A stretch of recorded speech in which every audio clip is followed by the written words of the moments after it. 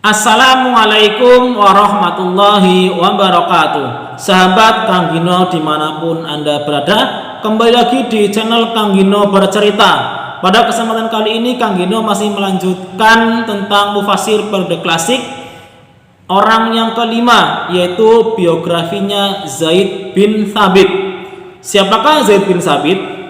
Zaid bin Thabit termasuk dalam kelompok sahabat Nabi Muhammad SAW yang berlevel junior. Ia lahir di Madinah kira-kira 10 tahun sebelum Nabi hijrah. Orang tuanya yang berasal dari Bani Najjar tergolong penduduk Madinah yang pertama kali menerima Islam. Pendidikan masa kecilnya langsung ditangani oleh orang tuanya. Zaid pun tumbuh dengan kecerdasan di atas rata-rata teman sebayanya ketika itu.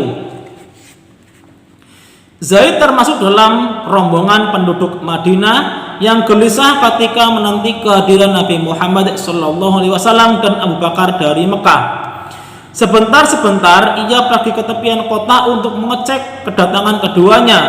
Zaid pula yang mengabarkan kedatangan Nabi dan Abu Bakar kepada penduduk Madinah.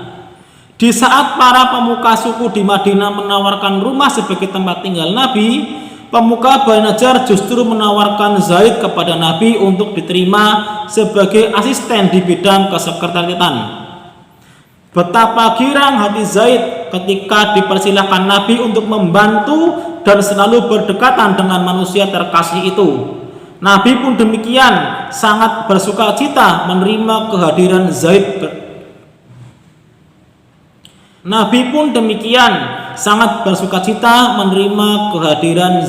bin Thabit. Ketika itu Zaid masih bocah berusia 11 tahun. Namun lantaran kecerdasannya, ia mampu memikat hati Nabi Muhammad SAW. Betapa tidak, dalam waktu singkat Zaid sanggup menghafal 17 surah Al-Quran. Selain bertugas menulis dan menghafal wahyu yang diterima Nabi, Zaid juga mendapat mandat dari beliau untuk mempelajari bahasa Ibrani dan Suryani, dua bahasa yang sering digunakan musuh Islam tempo itu. Konon, kedua bahasa itu bisa dikuasai Zaid dalam waktu sangat singkat, yakni 32 hari. Zaid bin Thabit pun terpilih sebagai ketua panitia pembukuan Kitabullah. Ketika Rasulullah SAW wafat dan Abu Bakar didaulat sebagai khalifah pertama, ide membukukan Al-Quran mulai bergulir. Karena menyadari kapasitas Zaid, Abu Bakar memanggilnya dan berkata, "Zaid, engkau adalah seorang penulis wahyu kepercayaan Rasulullah SAW, dan engkau adalah pemuda cerdas yang kami percayai sepenuhnya. Untuk itu, aku minta engkau dapat menerima amanah untuk mengumpulkan ayat-ayat Al-Quran dan membukukannya." Zaid tak menduga akan mendapat amanah seberat itu. Dengan mazhul ia menjawab, "Demi Allah, mengapa engkau hendak mengerjakan sesuatu yang tidak pernah dicontohkan oleh Rasulullah SAW? Sungguh ini pekerjaan berat bagiku. Seandainya aku diperintahkan untuk memindahkan sebuah bukit, maka hal itu tidaklah seberat tugas yang kuhadapi kali ini." Memang tugas yang diemban Zaid tidaklah ringan. Namun setelah bermusyawarah dengan sahabat senior yang lain, mereka menyepakati ide pembukuan Al-Quran. Proyek tersebut harus segera dilaksanakan, tandas mereka. Pasalnya, banyak sekali penghafal Al-Quran yang gugur sebagai syahid di medan laga. Dalam peperangan melawan kaum murtad yang dimontori Muslim Al-Kadzab, tak kurang 70 orang sahabat penghafal Al-Quran wafat sebagai syuhada. Akhirnya Zaid mantap dengan proyek itu. Bergegas ia membentuk sebuah tim khusus pembukuan Al-Quran.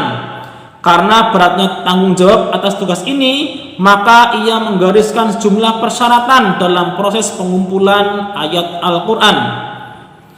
Pertama, setiap ayat atau surat mesti dihafal sedikitnya 2 orang sahabat.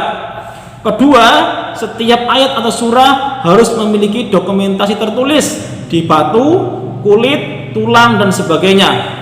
Ketiga, untuk ayat atau surah yang tertulis harus ada minimal 2 saksi yang melihat penulisannya. Dengan berpedoman pada persyaratan ini, dimulailah proyek pengumpulan ayat Al-Quran yang dipimpin oleh Zaid bin Sabit. Dalam waktu yang relatif singkat, pekerjaan akbar ini bisa dirampungkan sebelum Khalifah Abu Bakar berakhir. Demikianlah kurang lebihnya biografi singkat tentang Zaid bin Sabit sebagai mufasir periode klasik. Demikian, semoga ada manfaatnya. Wassalamualaikum warahmatullahi wabarakatuh.